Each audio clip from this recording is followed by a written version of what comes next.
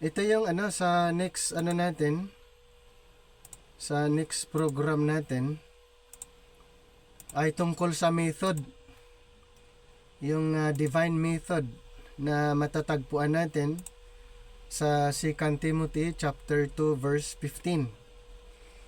Study to show thyself approved unto God, a workman that needeth not to be ashamed, rightly dividing the word of truth. Katulad ng binanggit po natin, ang orthotomeo ay Greek word sa rightly dividing doon sa 2 Timothy 2:15. Ayan, study to show thyself approved unto God, a workman. So napansin nyo, first study. So kailangan po talaga yung pag-aaral. Maraming mga preachers, church leaders, pastors ay hindi sila nakapag-aral ng maayos, kaya yung iba ay nag-desire na sana mayroong Bible school na pwede kaming mag-aral, kasi actually ang Bible school ay napakamahal po na institution. Mahal ang mag-aral ng Bible school, pero tayo po ay gusto nating makatulong, kaya nag-register tayo ng Bible school na free. Ayun, bakit natin pahirapan yung mga tao na gustong mag-aral? Hindi naman ito business eh.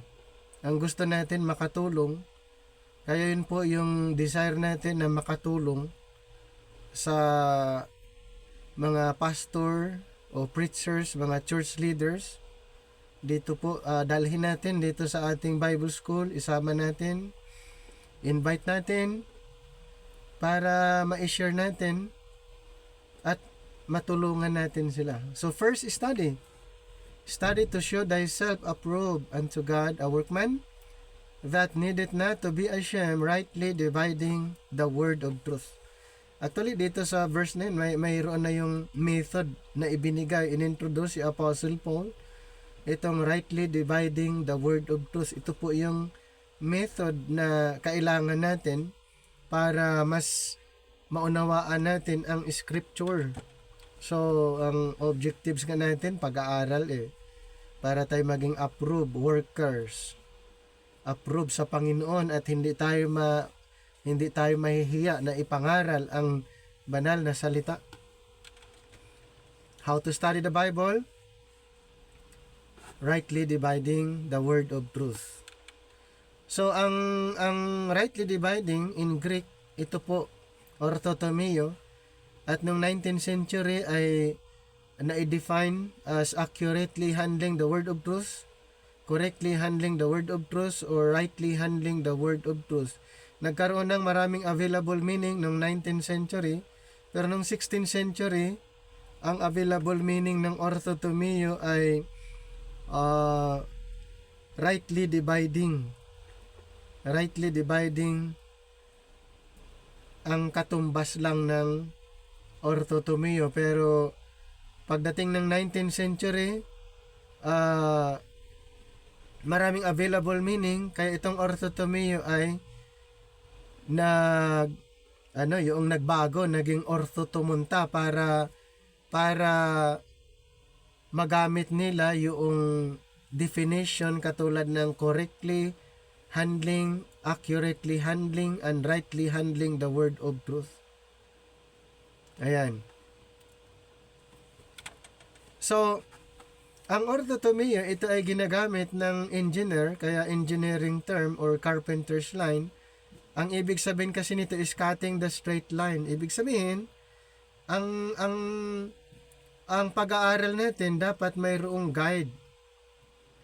Mayroong guide, katulad ng pinakita nating example dyan sa picture. Mayroon siyang bagay na hinati. Mayroon siyang guide na sinusundan para straight yung line. So, ganun din po sa pag-aaral ng Bible, dapat mayroon tayong guide, mayroon tayong pattern para maging maayos yung ating pagtuturo sa salita ng Diyos. Ang orthotomio, ito po ay isang figure of speech that literally means something like cutting a straight road. In regard to the message of truth, it means correctly handling or imparting it without deviation. So, yan po yung ibig sabihin ng orthotomio. Bakit si Apostle Paul gumagamit ng ganitong klaseng terminology? Sa 1 Corinthians 3:10, siya ay tinaguri ang wise master builder. According to the grace of God which is given unto me as a wise master builder, I have laid a foundation, and another buildeth thereon. But let every man take heed how he buildeth thereupon. So, kung familiar po tayo sa builder, pag sinasabing wise master builder, ito ay galing sa original word na arkitekton, architect. At nakakita naman tayo ng architect kung ano yung mga ginagawa nila. Mostly dala nila yung blueprint. Mayroon silang blueprint, plano ang mostly ginagawa nila yung mga architect. So, ibig sabihin, sa Bible natin ay mayroong blueprint, mayroong plano. At yung plano na ito ay inirevealed ng Panginoon, ibinigay niya kay Apostol Pablo. Kaya nga ang tawag sa kanya ay wise master builder. Ibinigay sa kanya yung plano. Ngayon, since na inirevealed, ibinigay ng Panginoon kay Apostol Pablo ang plano, ibig sabihin ba yung plano na sinusundan, ginagawa niya, ayun din ang plano na ating pagbabasihan? Yes, hindi pwedeng magkaiba. Kung ano yung plano na nandoon, ano yung mga dapat gagawin ayon doon sa plano, yun lang din ang ating susundan. So, si Apostle Paul at yung mga kasama niya ay sila yung nag-laid ng foundation. And then yung another build that thereon, ito ay tayo na, yung mga next na builder. Nung na-build yung foundation sa ibabaw ng pundasyon, tayo ay tinatawag na builder pero sa ibabaw ng pundasyon na laid. Si Apostle Paul ay tinagurian din siyang tent makers, isa siya doon. Kaya pala gumagamit siya ng mga terminology ng mga engineer, architect. In Acts 18:3, and because he was of the same craft, he abode with them, and wrote, for by their occupation, they were tent makers. Isa yan sa mga ginagamit ni Apostol Pablo na illustration para maunawaan natin ang mga ibinigay ng Diyos sa kanya na programa. From Genesis to Revelation, yan po ay word of truth. Nakita niyang straight line, Genesis to Revelation, yan signifying the word of truth or orthos. So, ang Bible natin, mayroong 66 books. Hindi na po pwedeng dagdagan yan. Genesis to Revelation ay complete na po yan. Okay? Wala nang pwedeng maidagdag pa or pwedeng maibabawas pa. Ang part lang natin aralin. Wala tayong karapatan bawasan ang Biblia. Wala tayong karapatan na dagdagan ang nasa Biblia. Ang part natin mag-aral. Okay? From Genesis to Revelation, aralin natin. Yan po ang goal natin, aralin. Hindi pwedeng magdagdag o magbawas. So, derived to another word na diareo, to divide into parts. Ibig sabihin, Genesis to the book of Revelation ay divided into parts. In Ephesians 2:11 to 12 ay time pass. So, yun yung unang part. Basahin ko lang sa Ephesians 2:11 and 12. Wherefore, remember that ye being in time past Gentiles in the flesh, who are called uncircumcision by that which is called the circumcision in the flesh, made by hands, that at the time ye were without Christ, being aliens from the commonwealth of Israel, and strangers from the covenants of promise, having no hope, and without God in the world. So, yan yung unang part, time past. Then, next part, Ephesians 2:13-16, But now in Christ Jesus, who sometimes were far off, are made nigh by the blood of Christ, for he is our peace, who hath made both one, and hath broken down the middle wall of partition between us, having abolished in his flesh the enmity, even the law of commandments contained in ordinances, for to make in himself of twain one new man, so making peace. 16, And that he might reconcile both unto God in one body by the cross, having slain the enmity thereby. So yun po yung next part. And then last part, Ephesians 2:7, ages to come. That in the ages to come, he might show the exceeding riches of his grace and his kindness toward us through Christ Jesus. So, mayroon pong sa Bible po natin, Genesis to the book of Revelation, ay divided into tatlong time. The time past, time but now, and then time, ages to come.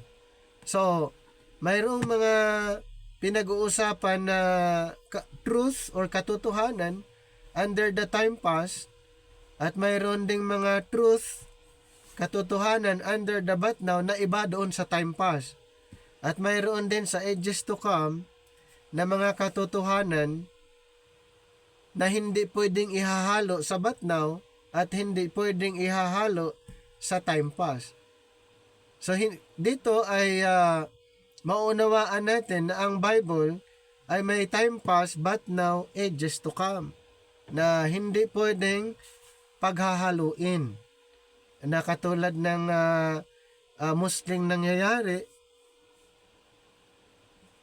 na ipinaghahalo yung Genesis to Revelation ay nagpipick up ng kung ano-anong mga verses na gusto nila at dadalhin nila sa present time. So mayroong para sa but now, may para sa time past, may para sa ages to come. Hindi pwedeng magpaghahaluin. Example, sa time past, ito yung mga books under the time past, Genesis to the book of Malachi, and Matthew to the book of John. Yun po'y pinag-uusapan ay ang time past. And then sa but now, ang pinag-uusapan naman dyan, yung sa present time, ano yung mga books na napaloob doon?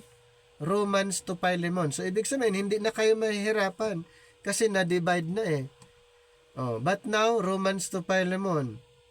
Pagdating sa ages to come, Hebrews to Revelation. So, ano na? Pag Hebrews to Revelation, alam mo na, ages to come.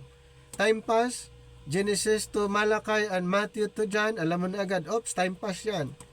But now, Romans to Philemon. Sa but now, pinagsama ang Gentiles at saka Israel. Sa time pass, hiwalay ang Israel at saka Gentiles. Hiwalay po ang Israel at saka Gentiles. Pero sa but now, pinagsama yung Israel at saka Gentiles under the but now. So, mayroong tinatawag na mystery and prophecy. Ano ba yung prophecy at ano ba yung mystery? Ang prophecy, ito po ay since the world began. Ayon sa Acts chapter 3 verse 21. Acts chapter 3 verse 21. Whom the heaven must receive until the times of restitutions of all things, which God hath spoken by the mouth of all his holy prophets since the world began. Magkaiba ang since the world sa kept secret since the world in Romans 16:25. Romans 16:25. Now to him that is of power to establish you according to my gospel and the preaching of Jesus Christ, according to the revelation of the mystery which was kept secret since the world began. So magkaiba po yun ha. At ito pong good news kasi we are under sa isang programa before the world began. Hindi tayo part doon sa programa since the world began. So yung programa na inirebeld ng ating Panginoon kay Pablo, yun po yung mystery noon. At kailan inirebeld? Nung tinawag si Pablo na magiging apostol, minister, preacher para sa mga hintel. Pero before tinawag si Pablo, ang programang nag-operate ay ang prophetic program. Na ang prophetic program ay nakafocus more on sa mga Israelites. Doon po nakafocus ang programa ng Panginoon before the revelation of the mystery. Nakuha niyong point? Nung bago tinawag si Apostol Pablo bilang apostol ng mga hintel, ang focus ng ating Panginoon ay sa Israel kasi sila yung chosen people. Pero nung tinanggihan ng mga Israelites yung offer ng Panginoon, ay temporaring nag-stop yung programa nila dahilan ang Panginoon ay nagbukas ng panibagong programa kay Apostol Pablo. Ayan po, the revelation of the mystery. Ayon sa Ephesians chapter 3 verses 1 to 3, for this cause I, Paul, the prisoner of Jesus Christ for you Gentiles, if ye have heard of the dispensation of the grace of God, which is given me to your word, how that by revelation he made known unto me the mystery. Kanino inirevealed? Kay Apostle Paul. Ulitin ko po, bago tinawag si Apostol Pablo na maging apostol para sa mga hintel, ang focus ng Panginoon ay ang bayang Israel dahil sila yung pinili ng Panginoon. Sila yung chosen people, covenant people, ang mga Israelites. So, kung titignan natin sa kabuuan ang Biblia natin, time pass, but now, ages to come. So we are under the grace program. Ang time pass at ages to come, yun po yung magkakasama sa programa. Continuation, yung ages to come ay continuation doon sa time pass kasi temporaring naputol yung programa, temporaring nag-stop yung programa ng Panginoon sa Israel dahil kanyang inopen ang grace program. Yan ang nag-interrupt sa programa ng Panginoon sa Israel. So we are under the grace program. Kaya malinaw yung sinabi ni Apostle Paul, you are not under the law but under grace. Kung basahin natin ang Romans 6:14, sa Romans chapter 6 verse 14, malinaw yung sinasabi ni Apostle Paul. Sabi niya, for sin shall not have dominion over you, for you are not under the law but under grace. So hindi pwede na ihahalo ang law doon sa grace. Ibang programa ang grace program, ibang programa ito sa law program. Kaya sinabi ni Apostle Paul, you are not under the law but under grace. Kailan ba inirevealed ang dispensation of grace? Kay Apostle Paul. Ibig sabihin, nung hindi pa siya tinawag bilang apostol, ang nag-operate yung law of Moses. Pero nung inirevealed ng ating Panginoon kay Apostol Pablo ang grace program, sinabi na niya, you are not under the law but under grace. Hindi na pwedeng ihahalo. Kaya isa pa sa sinabi ni Apostle Paul, yung may mga na-convert during his ministry, mga Israel's convert or mga convert under the law program na convert dito sa grace program, at ang nangyari sila gusto nilang balikan yung mga ginagawa doon sa law. Ano ang sabi niya? Galatians 4:9, "But now after that ye have known God, or rather are known of God, how turn ye again to the weak and beggarly elements, whereunto ye desire again to be in bondage." So sinabi niya na itong mga nagde-desire pa rin kayo na magpaalipin doon sa mga dating ginagawa. So yun ay wala ng kabuluhan. So malinaw na pag sinasabing under grace, dapat alam natin na ito yung teaching under grace, at dapat alam natin yun ay teaching under the law, para hindi po maipaghahalo yung katuruan. So, under the time past, ayan po yung Old Covenant or Old Testament. And then sa but now, ito po yung grace, under grace program. And then ages to come, yun po yung New Testament or New Covenant. Sa time pass, doon natin makikita na ang focus ng Panginoon sa House of Judah and House of Israel. Basahin lang natin yung Jeremiah. Nakafocus sila sa House of Judah and House of Israel. Papaano yung hindi kasama sa House of Judah and House of Israel, katulad ng mga Gentiles? So yun yung pinupunto natin, na ang focus under the time pass yung House of Judah, House of Israel. Yung mga hindi kabilang sa 12 tribes ng Israel, hindi sila part ng covenant.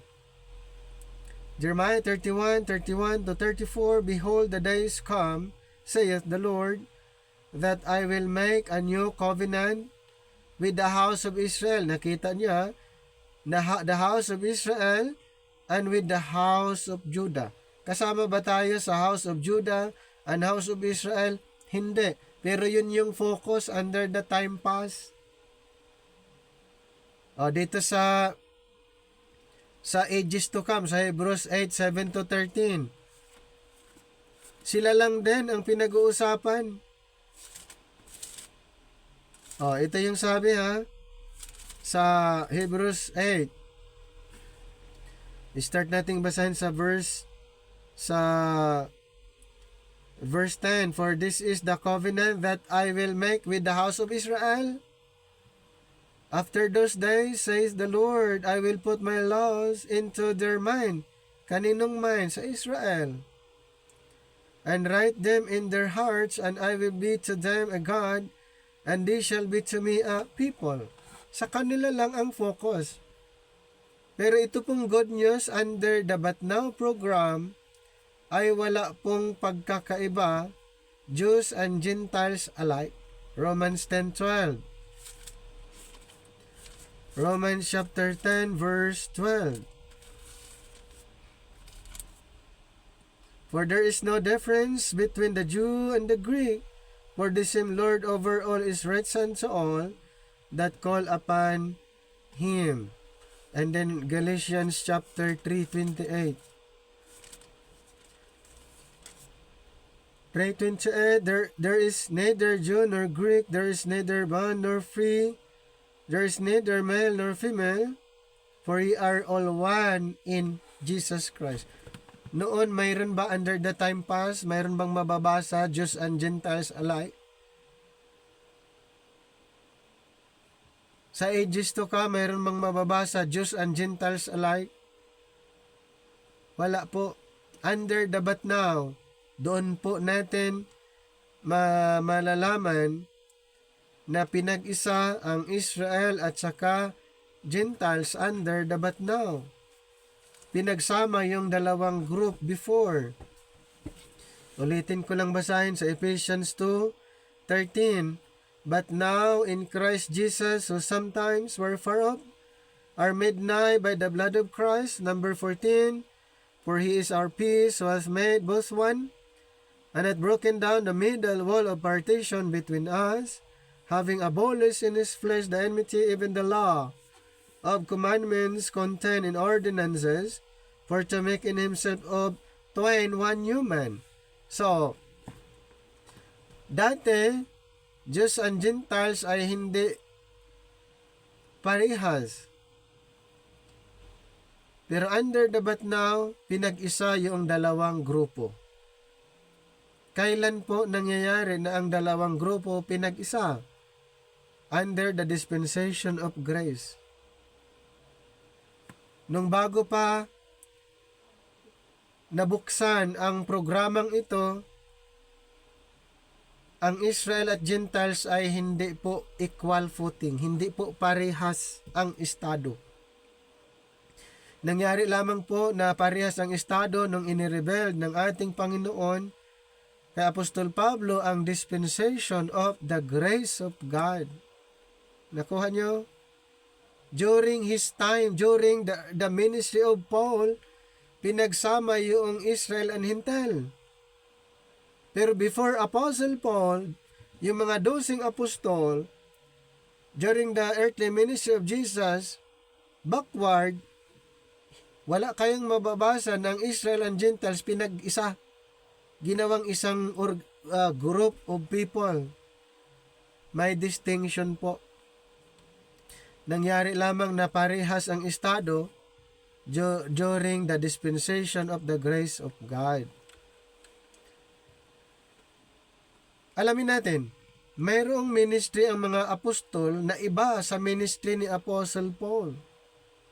Ano ba ang ministry ng mga 12 apostol? Kasi minsan dito po nagkakaroon ng confusion, conflict at halos ang ministry ng mga apostles ang sinusunod. Nakaligtaan nila na tayong mga Hintil ay mayroong apostol na dapat din natin na sundin yung mga instruction na ibinigay ng Panginoon sa Kanya. Under the time past, the 12 apostles were representative of the nation Israel. Bakit 12 ang pinili? Kasi sa Israel, mayroong 12 tribes, 12 men, 12 thrones. So, ang 12 apostol, sila ay representative lamang sa 12 tribo ng Israel. Sa Matthew 19:28, malinaw kung bakit pumili ang Panginoon ng 12 kasi mayroong 12 tribong Israel. 19:28,